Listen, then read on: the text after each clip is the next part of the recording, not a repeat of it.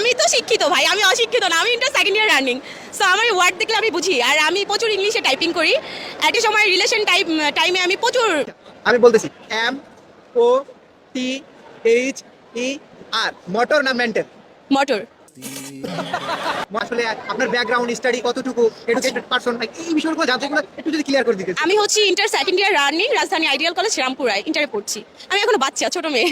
আচ্ছা, আমি একটা ওয়ার্ড করতে চাই, আপনি বলতে পারবেন কিনা আমি কি বলবো? হ্যাঁ, শিওর। আচ্ছা, খুব সহজ এবং সিম্পল হচ্ছে, বলে দিচ্ছি। BANGLA, কি হলো? বলাকা নাকি বুবলি হলো? বলাকা।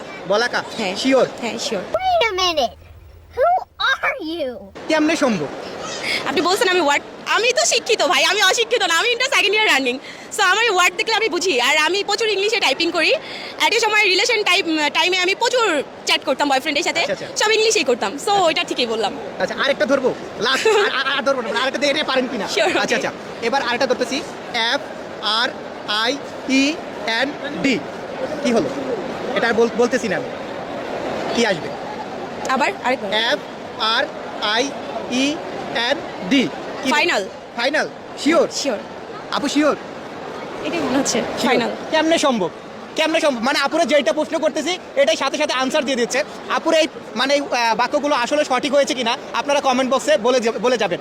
আর ভিডিওটি আজকে এখানে সমাপ্ত করছি। আপু মার্কেট করবে এখন। থ্যাংক ইউ আপু। Thank you, welcome. Thank you.